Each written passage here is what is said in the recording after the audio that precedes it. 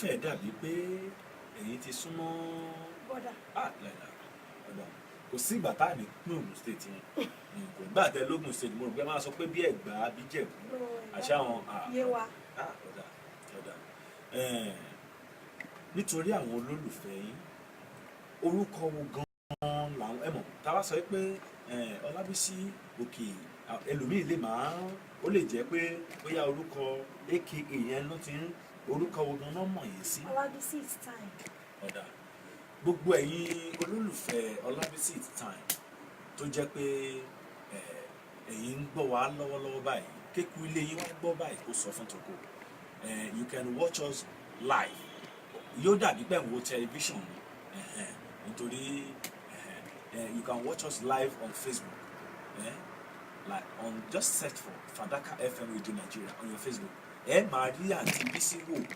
máa rí wọn wò ní bíi pé ẹ wà nù ilé tó bá jẹ́ pé orí Instagram àbí orí Twitter lẹ́yìn wà at Fadaka Studios tó bá sì jẹ́ pé ẹ̀yin fẹ́ máa gbọ́ wa drive lọ́wọ́ lè wo fídíò ẹ fẹ́ máa gbọ́ wa ni you can tune in to www.spreaker.com/users Fadaka Studios Radio Nigeria àwa aláwọ̀ máa gbọ́ àlejò pàtàkì là ní ilé agbára lónìí tí orúkọ wọn ń jẹ́ Ọlábísí it's time àǹtí ọ̀dà ṣé ẹ ti ṣàwó rárá tàbá ní kàkà ní méjì yóò tó mélòó. méjì. àkọ́kọ́ ni it's time. ìkejì ni mo yege. ọ̀dà ṣé ẹ lè kọ orin fún wa nínú it's time kí n tó wá sórí mo yege. ọ̀ya ẹ ṣáná wọlé. òun pẹ́ ni nípẹ́ ní ṣọlá o òun pẹ́ ni nípẹ́ ní ṣògo Ọlọ́run ayọ̀mọdé o òun pẹ́ ni nípẹ́ ní ṣọlá o ẹ̀mí o òun pẹ́ ni nípẹ́ ní ṣògo Ọlọ́run ayọ̀ wá ṣe tì í. òtítọ́ ni pé bájá balẹ̀ ní lẹ́yìn àpọ̀bọ̀ bọ́lọ́gì ní balẹ̀ ní lẹ́yìn ayọ̀ fanda níwájú olóòlà ìjù ọbẹ̀ ẹranko mo níyàn lẹ́yìn Ọlọ́run mi mo mà níyàn lẹ́yìn ló fún mi ní confidence tí mo fi ń sàtọ̀ wá mo níyàn lẹ́yìn Ọlọ́run mi mo mà níyàn lẹ́yìn ló fún mi ní confidence tí mo fi ń sàtọ̀ wá gbọ́ àsìkò tí tó ìgbà ọ̀tun mi wọlé dé o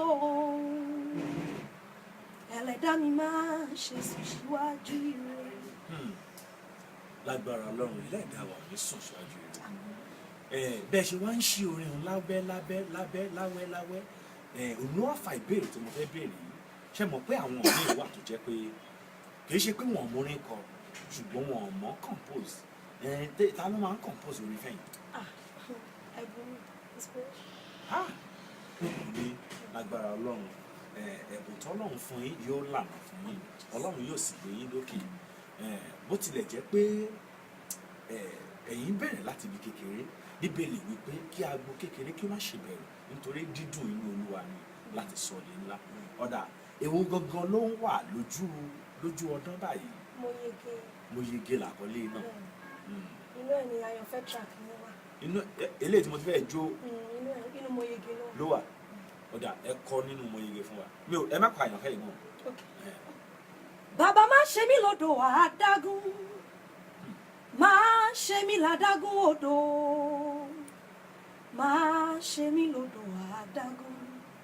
adágún odò tí kò níbi lọ adágún odò tí kò lóhun ṣe kò pàṣípò fìlì ó dúró lójú kan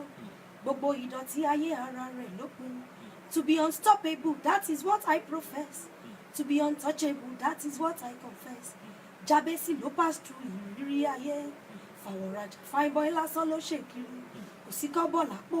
kò níṣẹ́ lọ́wọ́ ibi ilẹ̀ bá ṣú sí lòrùn wá gbé lọ àfìgbà tó ké pọ̀ lọ́rùn ló dá láyọ̀ o ìgbà rẹ̀ bá yí padà ló dọ́lọ́lá gidi máa ṣe mí lódò àdágún. ọ̀dà gbogbo ẹ̀yin tẹ̀ ń gbọ́ wa ẹ kọ́kọ́ ṣá wọn látẹ̀wọ́ ná nítorí kò ṣe ohun tó rọrùn ọkùnrin tó ń sun àkọkùnrin ẹgbẹ́ akọ́ṣẹ́ màá ṣe ohun tí ó bí àtẹ́wọ́ yẹn wá ni pé nígbà tí wọ́n gbéyàn bá jẹ́ bible scholar bible tí wọ́n gbé fún wa tá a máa ń kà kì í ṣe visual bible nígbà tó dẹ̀ tẹ wá sọ̀rọ̀ nípa ọkùnrin yẹn tẹ tún ní fine boy ló ń ṣe á jẹ́ pé èèyàn ti score bible kan dé level kan ló fi mọ̀ pé kò ní sùn yín ṣe lágbára bá mi. Tí a bá wá ní ká wò ó area ibo gangan lẹ bí sí state wo àti pé àwọn ibo ni wọ́n ti lè pè yín fún programs tẹ́ ẹ lè lọ àti pé ibo ni ọwọ́jà yín ò tó ibo lẹ lè dé. Ìlú Èkó ní mímu wa ní Yaba Èbúté Mẹ́ta ìlú mo bẹ́ẹ̀ sí kò dẹ̀ síbi tó ti máa pè mí lólórin tí mi ò kí mọ̀ ìbá jẹ́ ìlú Èkó yìí ó jẹ́ Òkè Ọ̀yọ́ anywhere. Nítorí nǹkan tó jẹ́ kí n béèrè ìbéèrè yẹn ni pé radio station wa yìí àwọn tó ń gbọ́ wa wọ́n wà Nàìjíríà àwọn tó sì wà lókè òkun bẹ́ẹ̀ àwọn tó wà ní Nàìjíríà igan tó jẹ́ pé another state náà wà wọ́n ń gbọ́ wa wọ́n sì ń follow wa ló sì jẹ́ kí n béèrè a lè fẹ́ rí àwọn tó fẹ́ pè yín ṣùgbọ́n máa kọ́ béèrè ká láàyè wọn ṣé ó ní àwọn ibì kan tẹ́ ẹ ti lè ṣeré àwọn ibì kan tẹ́ ẹ ti lè kọrin. Kò síbi tí mo ti lè ṣeré. Tó máa pè yín fún church program ẹ a lọ máa lọ fún programs ẹ lọ church program ẹ sì kọrin evangelist ni àwọn Kristi. ọ̀dà tó máa pè yín pé bóyá èèyàn fẹ́ ṣèyàwó ẹ débẹ̀ náà ẹ tún kọrin ìṣẹ̀lẹ̀ ńkọ́ ìjọba pè wá alọbẹ irú ìgbà tá a wà yín sìn yín ìgbà àwẹ̀ ti bẹ̀rẹ̀ báyìí ẹ bá pè yín kẹ́ wá kọrin fún wa tá a sì jẹ́ pé afẹ́ ká ṣámú rọ̀lẹ́ a ó pé. ẹ máa lọ máa kọ orin ìrere tèmi náà. a sì mínísítà lágbára Ọlọ́run ní kọ ìdí àìmọ̀ṣe sí yín. Fún gbogbo ẹ̀yin tí ẹ̀ṣẹ̀ ń gbọ́ wa àbí ṣẹ̀ṣẹ̀ ń darapọ̀ mọ́ ètò Àríyá ní Fàdákà Àríyá ní Fàdákà náà ní ètò ní Àríyá ní Fàdákà a ní àlejò pàtàkì lórí àtẹ́gùn nínú ilé lónìí tó sì jẹ́ pé wọ́n ti pẹ́ tí wọ́n ti ń bá a bọ̀ kọ́lọ́run tó wá gbàdúrà tó fi bọ́ sójú ẹ̀ àti tó yege Ọlábísí it's time àkọjá ìwé wọn ti gbá yege báyìí tó jẹ́ pé ẹ̀ tún máa gbáradì láti túbọ̀ ẹ̀ tó kàn nígbò bá tako tabaníká béèrè irú iléèwé wo lẹ lọ ilé alákọ̀ọ́bẹ̀rẹ̀ àti èwo ló tún tẹ̀lé. Mo lọ sí Toria Nigerian Primary School ní Yaba nígbà tí mo kúrò ní primary school mo wá lọ sí secondary school further ní secondary school ní Methodist Girls High School Yaba náà mo wá tẹ̀síwájú lọ sí ilé ẹ̀kọ́ gíga Lagos State University mo kọ́kọ́ ṣe diploma in law ní Ọ̀jọ́ ṣe tó wá ṣe industrial relations and personnel management for years. Bí ó ṣe ń mú èmi lára n bá máa play orin yẹn ṣùgbọ́n a máa gbà á máa lò ó nílé iṣẹ́ wa ń bí ṣùgbọ́n ohun tí mo fẹ́ káwọn èèyàn mọ̀ yẹn ń gbọ́ ọ̀pọ̀lọpọ̀ ìgbà tó máa sọ pé èèyàn gbà wo tẹ bá gbó lórin yẹn tẹ bá gbé dé program ẹ rí i pé wọ́n hẹ̀pọ̀ ẹ̀ ní studio ni òun kọ́ ni kò lè kọ́ mo yege tí a ṣe gbé jáde track mélòó ló ní mẹ́rin ṣe lè highlight àwọn tracks yẹn top kí ló dálé lórí àkọ́kọ́ ni adágún òun lẹ́kọ̀ọ́ yẹn ìkejì ni mo yege ṣe ẹ kọ fún mi nínú mo yege yẹn. Uncommon favour ló fàyè mi ṣe uncommon favour ló fàyè mi ṣe ó dé mi ládé ọlá ó mú mi kúrò nínú òṣì ó sọ mi dáláyọ̀ ayé mi gbàtúndá èmi ẹni àkàntì mo wá dẹni àjítọ́nà wò uncommon favour ló fàyè mi ṣe. Tá a bá wá rí àwọn tó fẹ́ uncommon favour ohun tẹ́mi ó gbà yín lámọ̀ràn rèé pé ẹ lọ nawọ́ kẹsì mú àwọn ọmọ yege láti tí a ṣe láti ọwọ́ Ọlábísí Òkè òun lẹ́ẹ̀fì máa kílèmù àwọn uncommon favour yìí nítorí ẹnu òfìfo kì í lóyàn yàn ẹnu ẹni láti fi ṣe kí ni tó o bá fẹ́ èmi nígbàgbọ́ pé gbogbo àwọn èèyàn náà ló fẹ́ rí ọ̀dà níbi ibo láti lè rí àwọ̀ ìrà. Ó wà nationwide àwọn alágbàtà mi wà ní Alaba International ìyá Débọ̀ Mm. àti Sonic Music International. ọ̀dà fún àwọn olólùfẹ́ yìí wọ́n lè fẹ́ pè yín ṣé ẹ lè fún wọn ní nọ́mbà ṣùgbọ́n ẹ máa ń fẹ́ káwọn èèyàn máa flash àbí pípè ni àbí flash yẹn dà wọ́n pè kọ́ má flash ó dà ẹ jọ̀ọ́ o ẹ má flash yìí ọlọ́run ò ní flash yín o ẹ pè nọ́mbà yìí 080 080 899 899 10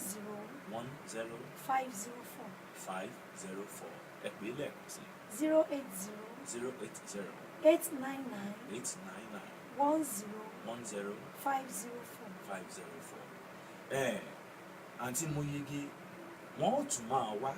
Ọlábísí Time wọ́n á máa wá sórí ètò yìí dáadáa nítorí ara àlè wájà ó ti wá jẹ́ pé àti Bísí kan Fàdákà kan àbí nígbà bá tún pè ẹ̀ ní wá bẹ́ẹ̀ bá tiẹ̀ jẹ́ wá ń wá yábà ni o ẹ̀ tiẹ̀ jẹ́ nítorí àti Bísí wọn ń fi ojú pa ẹ̀wọ̀n rẹ̀ ẹ̀yìn kọ́ yìí ohun tí à ń sọ náà ni pé ohun tí ẹ̀dá bá ń ṣe kó máa tẹ̀ra God has deposited into you different talents you have to just make use of it nítorí ó rojọ́ bó bá dọ̀rùn ẹ̀bùn tọ́lọ̀ máa fún ọ bó bá lò ó rojọ́ and there will be thousands and millions of people that will die unfulfilled tí wọ́n tó bá kọ̀ to be successful nítorí tí àti Bísí tọ́n bá dá báǹdì lẹ̀ onígangan ò ní lè rí oúnjẹ jẹ oníkíbọ̀dù àti elégbè àbí ẹ gẹ́tì kan tí mo sọ it's because you establish yourself you are feed and ẹ ti jẹ́ kí àwọn kan wà feed tẹ́ ẹ bá sì ṣe àwo yìí ọ̀pọ̀ èèyàn náà wọn ní lè gbọ́ ìlú orin yìí tẹ́lùmí náà máa gbọ́ mo sì gbàdúrà pé kò ní ipa ò ní kún yín kẹ́ ẹ tó wá lọ ẹ ṣàríyá fáwa ẹ kọrin fún Fàdákà ká jó bóyá ká jó. owó ní Fàdákà tá a bá ní Fàdákà a máa ṣàríyá àríyá ní Fàdákà Fàdákà ní àríyá àríyá ní Fàdákà Fàdákà ní àríyá torí owó ní Fàdákà tá a bá ní Fàdákà a máa ṣàríyá. mi ò lè lọ nílé ni o ẹ̀yin kọ́ yìí bí ti ń tùn mọ́ yín náà ní ń tùn mọ́ èmi náà bí tèmi náà ń forí jó tí mo fara jó lórí ètò wa ètò yín àríyá ní Fàdákà náà la wà ó ṣe jẹ́ pé bó ti wù wá ká ráyè bá wọn fi ọ̀rọ̀ jomi tó rọrùn tráfíkì Èkó ò fi bẹ́ẹ̀ gbà wọ́n láyè bí èèyàn bá sì gbọ́kàn sọ́nà èèyàn lè fò ṣùgbọ́n ohun tá a ṣe ni pé a sì máa gbé yín lọ sí visual aspect wa ó lè má jẹ́ ní a pè yín ẹ wá ẹ ṣe interview lórí Fàdákà TV ẹ sì bá wa darapọ̀ nílé iṣẹ́ bí tó yẹ pé a máa lo orin yín nọ́mbà tí ẹ pè tí ẹ gbọ́ yẹn ẹ jọ̀ọ́ ẹ má flash ẹ sì máa pè wípé ẹ jọ̀ọ́ ẹ fún wa lówó wọ́n ṣe yín lórí ṣùgbọ́n ẹ kọ́kọ́ ṣe wá ní oore náà ẹ bá wa rajà tààtà a máa fi èyí dágbére lórí ètò wa ètò ní àríyá ní Fàdákà nítorí àkókò bá wa ṣọ̀rẹ́ àwọn èèyàn sì pọ̀ ní lágodo tán fẹ́ ṣe ètò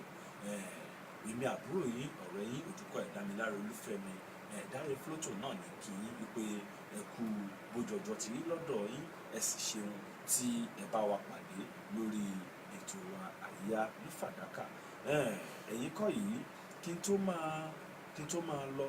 máa lọ ẹ jẹ́ kí n sáré pe nọ́mbà wa fún yín tó bá jẹ́ pé ẹ̀yin fẹ́ bá wa dòwò pọ̀ lórí ètò yìí àbí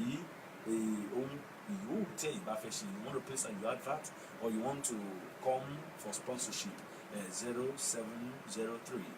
109 2994